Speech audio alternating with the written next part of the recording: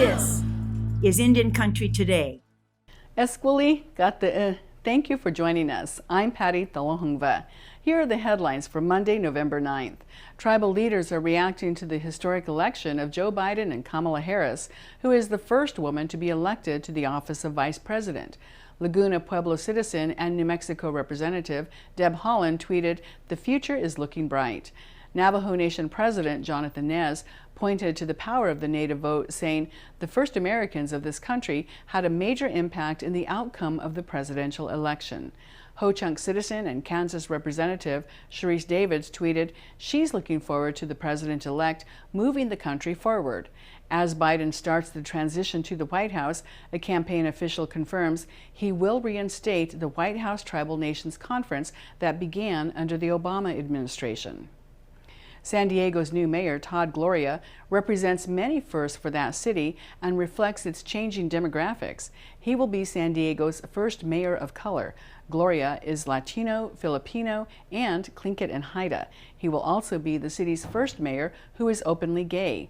Gloria could be the most powerful mayor San Diego has ever had.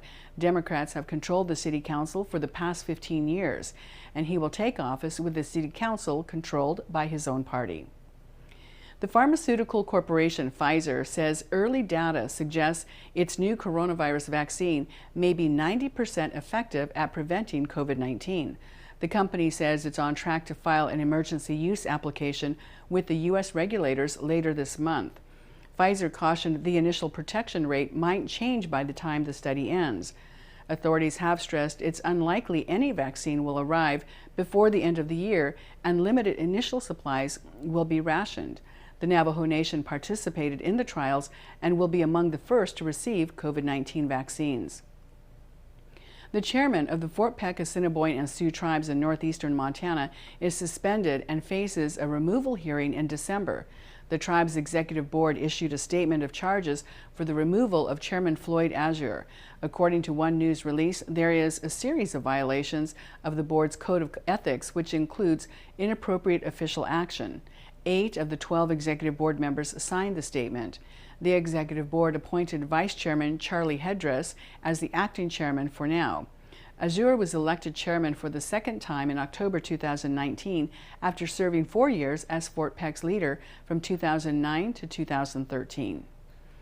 A new NASA co-sponsored course is providing Indigenous peoples with skills to guide decision-making about their lands and resources. The training includes how to assess Earth observation data and other remote sensing data. The Samish Indian Nation in northwestern Washington wants to better understand kelp, which plays a key role in supporting culturally important fish there. This means bringing in someone who specializes in coastal remote sensing. The Sault Ste. Marie tribe in Michigan's Upper Peninsula is focusing on marsh-grown wild rice. This smaller-scale ecosystem is easily studied with satellite data. PBS stations and the World Channel are launching a series of programs honoring Native American Heritage Month. The new Native programs that will air this month include Without a Whisper, The Warrior Tradition, The People's Protectors, and the original series, Tending Nature, which will premiere nationwide on Wednesday. A special Veterans Day presentation of the films The People's Protectors and Choctaw Code Talkers will air on Wednesday. PBS partnered with Vision Maker Media and the World Channel to broadcast and stream more than 40 films showcasing real-life stories from Indigenous peoples. On Tuesday, November 17th, the World Channel will host a special live panel discussion called Tribal Sovereignty and Home. Again, you can check your local PBS listings for showtimes. The Smithsonian's National Museum of the American Indian is unveiling its new monument to veterans on Veterans Day. The Native American Veterans Memorial was designed in part by Cheyenne and Arapaho artist Harvey Pratt. Due to the pandemic, the museum will hold the event online. When it's safe to do so, the museum plans to hold a dedication ceremony in person and invite veterans and their families to the site. And those are the headlines from Indian Country Today for Monday, November 9th. I'm Patty Thalohungva. When we come back, we'll meet the director of the PBS series, Tending Nature, and hear more about that series that features tribes in California.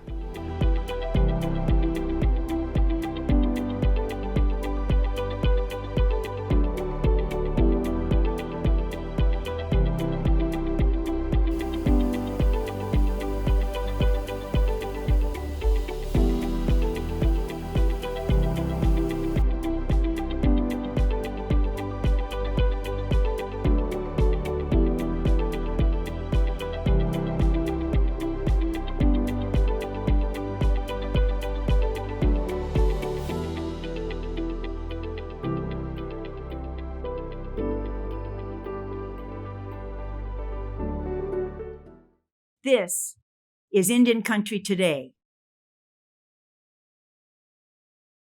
November is Native American Heritage Month, and as a part of that, there's a series on PBS that puts the spotlight on tribes in California. Tending Nature looks at environmental knowledge tribes have and how they have tended the land throughout time.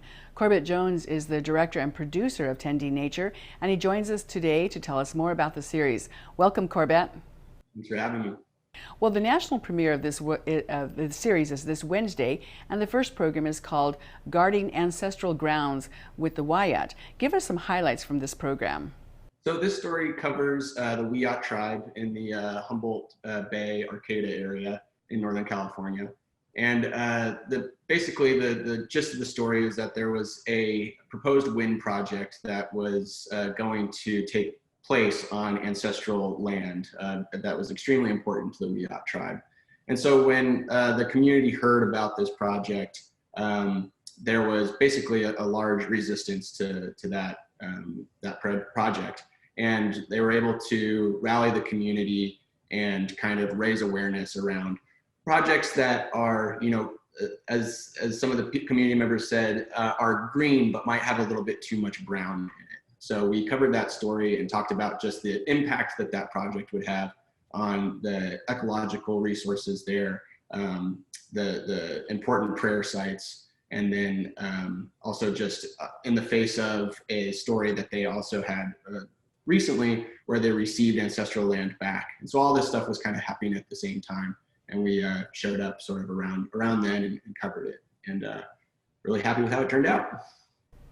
And how did you hear about this in order to go and cover it for the series? So we've made a lot of really great relationships with people in that area, tribes in that area over the years working on this project.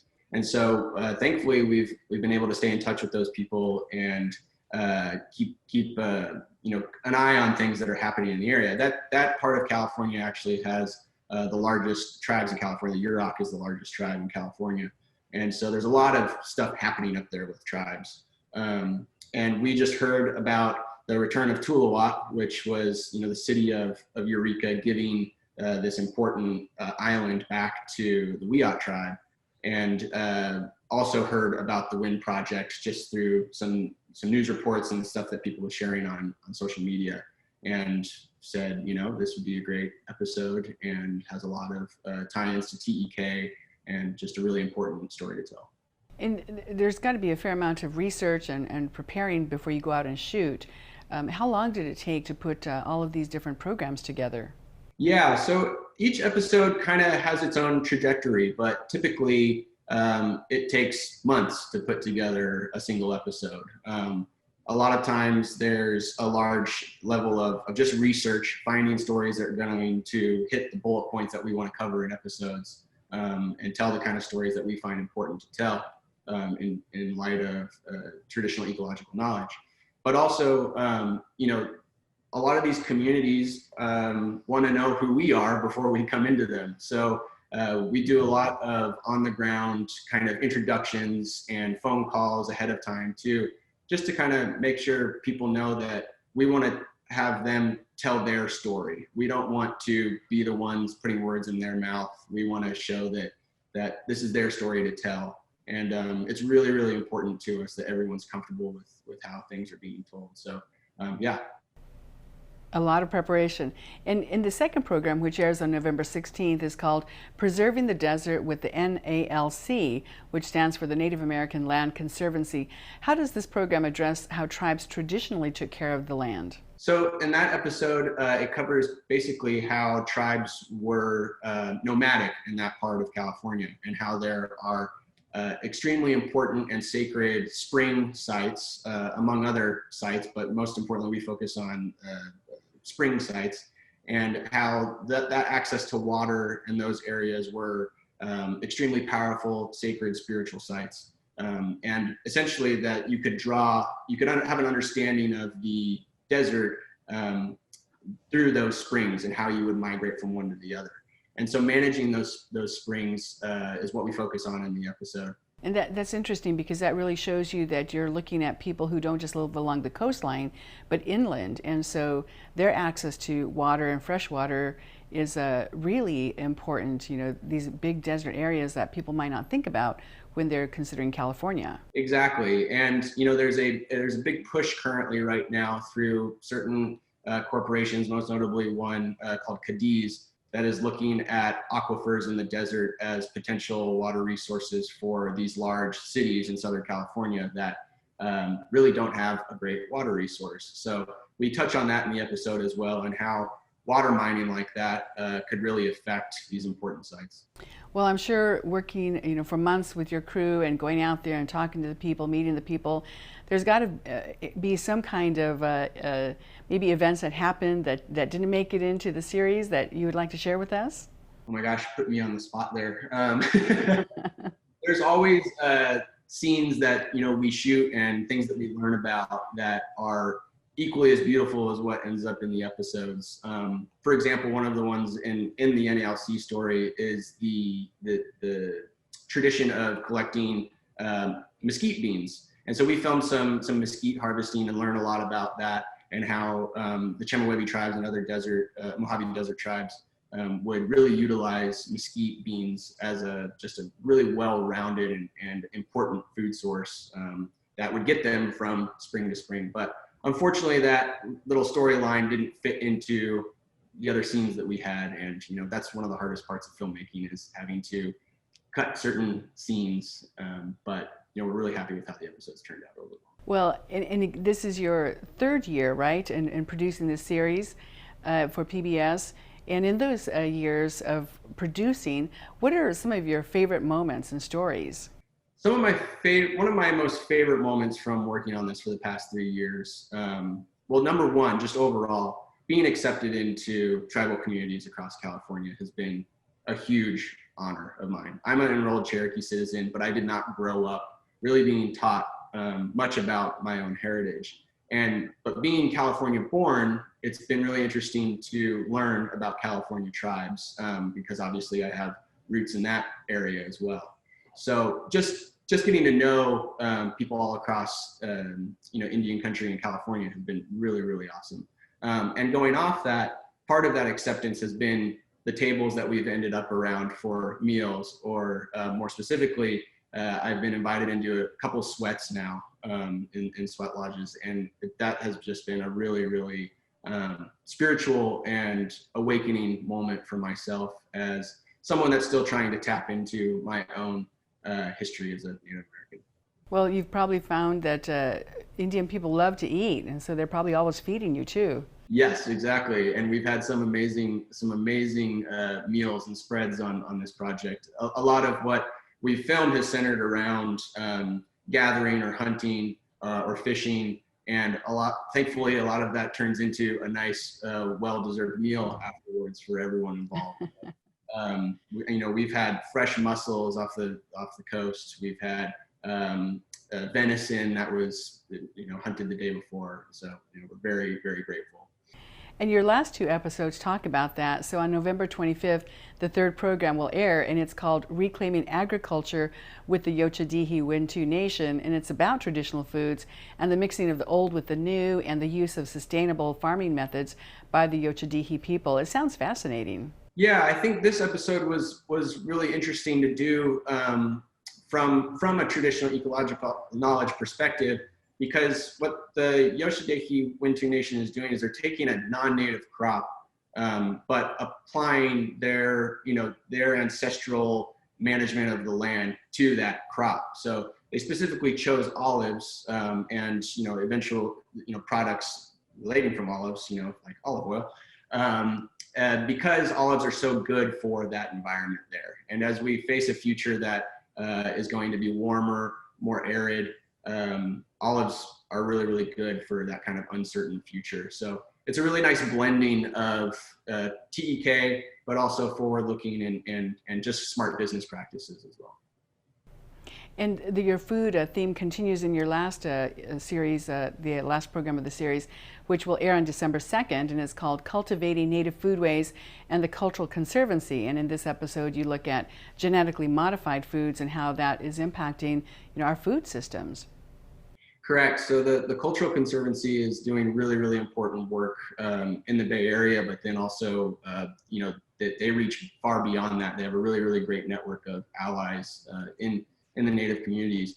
But what they are doing on their local level is truly inspiring, because they have gone into spaces like Golden Gate Park and the Presidio, or not Golden Gate Park, the Presidio in San Francisco, and re-indigenized those spaces, brought back a lot of native plants and a lot of important native foodways, but then are also bringing techniques and methods that are not native to California agricultural systems. They're bringing that to California as well, and really opening up their doors to the tribes that are in diaspora in California to feel connected to their own ancestral ways as well. So that was really, really beautiful to see. Well, I look forward to the national premiere, which is this Wednesday night. Before we go, last thoughts. What should people really take away from this series, Tending Nature? Most importantly, we want Native voices to be heard, and we really want Native land management techniques to be respected and honored as well. We're all facing a large climate crisis right now, and there are a lot of methods and important techniques to understand and acknowledge when facing this crisis. And Native Americans lived for thousands of years without any problems. So let's listen to them. Let's listen to them. Okay. Well, Corbett Jones, thank you so much for joining us today. Again, he is the director and producer of the TV series Tending Nature. Thanks for being with us today. Thanks for having me. And when we come back, a look at the transition team for President-elect Joe Biden. Will he have an Indian in his cabinet post?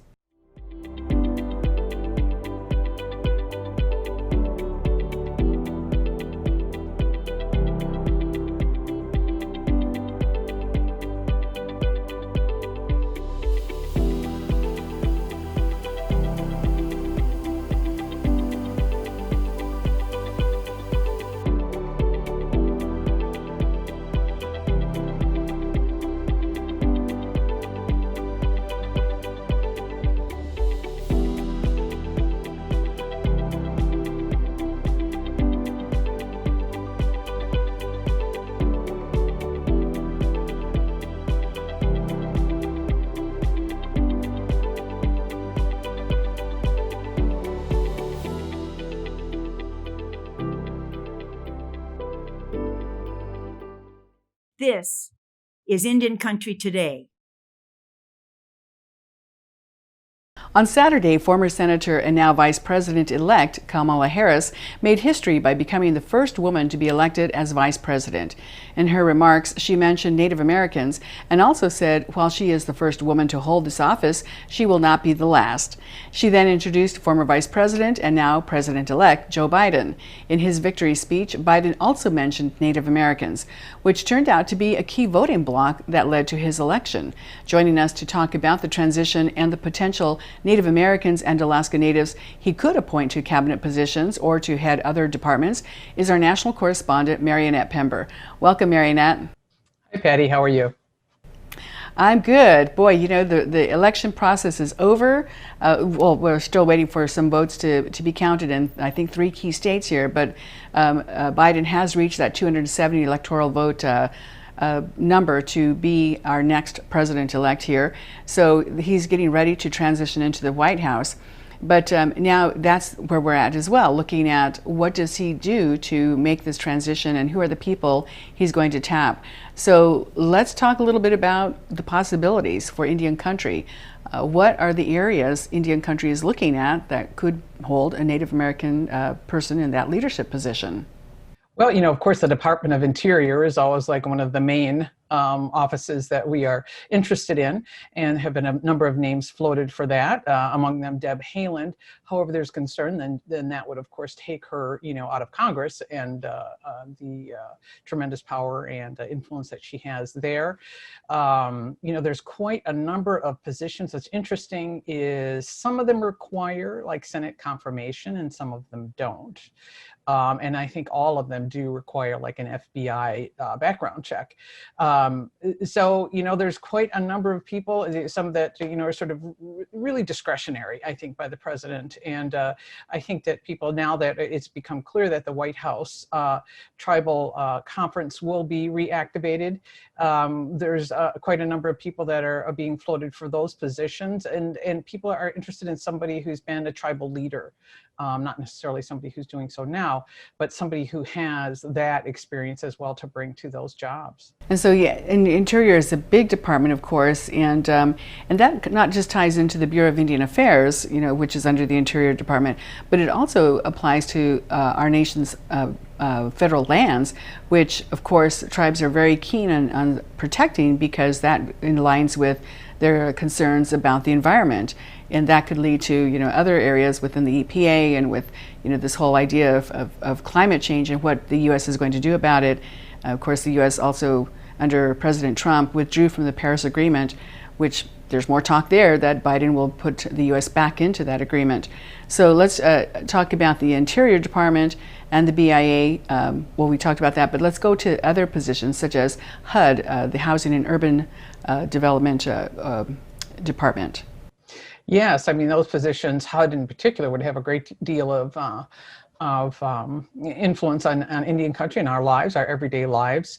And if not in somebody in a leadership position, it might be useful to us to have somebody in like an assistant position, or somebody in one of these positions that can be just appointed versus somebody that is Senate confirmed. So there are quite a number of possibilities. I think that leadership in Indian country can bring, to the cabinet and to advisory posts for the president.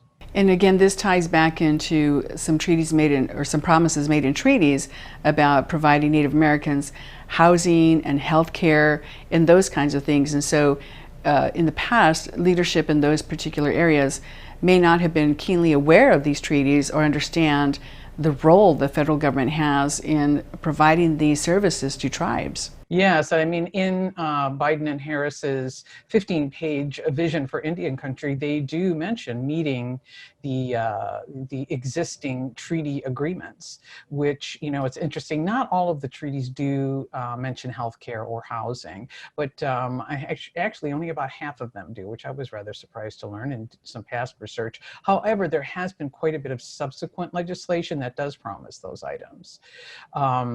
So, that is something that he and Harris, very clearly said that they were even aware and made mention of it, I think is quite notable.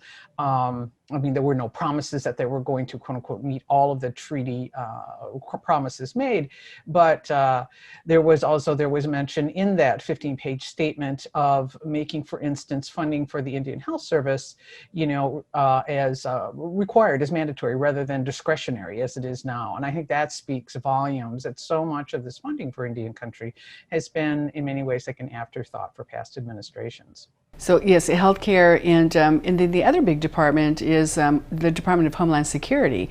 With tribes not just on the southern border that have a large land base that covers both the U.S. and Mexico, but there are tribes on the northern border as well that have not just land base but also waterways, and so they're tasked with having to uphold the laws and everything that governs the Homeland Security Department.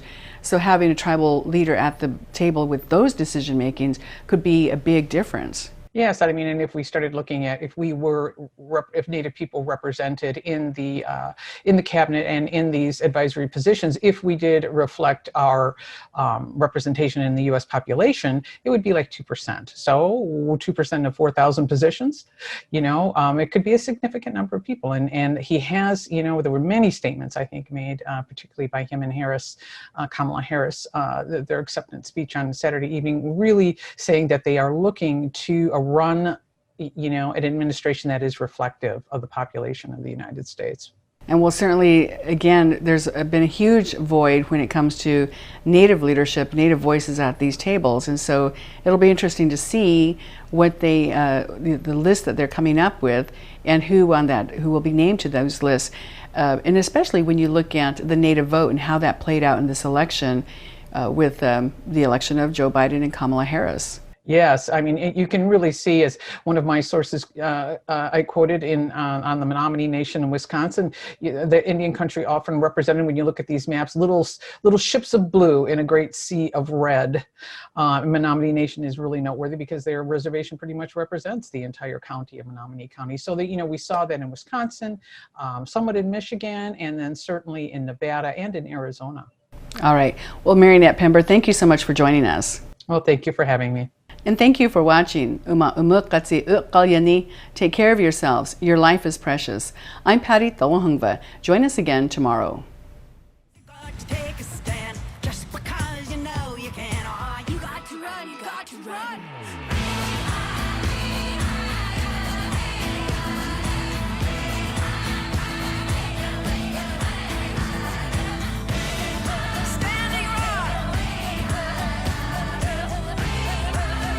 Indian Country Today is recorded at the Phoenix Indian School Visitor Center in Phoenix, Arizona.